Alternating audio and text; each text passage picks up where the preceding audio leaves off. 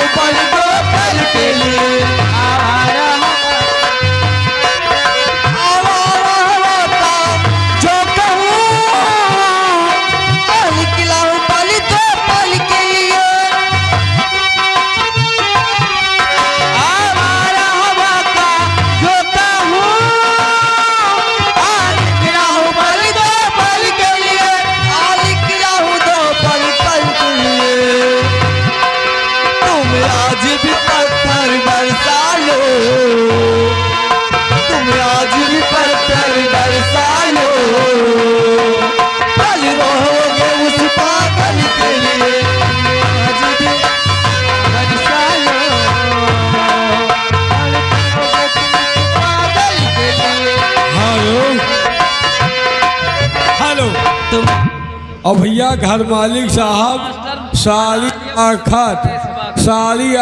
551 रुपया न्यौछावल लेके आओ रही दिन दिन रही काहे बसता रहे हो घर मालिक भैया साली आखत 551 लेके आओ भाई कि जब से सुनली सगुनवा सैया ले जाता गवनवा दुल्हा ले जाता गवनवा तब से चलिया में जबना बड़ा जोर मारेला सैया सुनली सगुनवा सैया ले जाता गवनवा ले जाता गवनवा तब से चलिया में जबना बड़ा जोर मारेला जब से सुनली सगुनवा मानेला पहले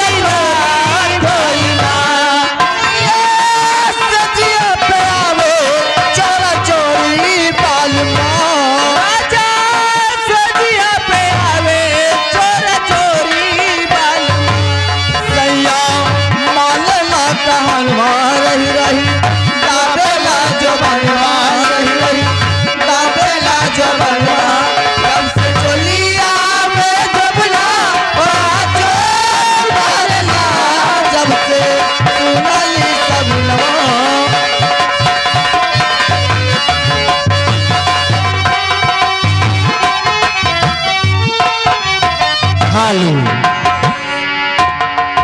जिंदगी है।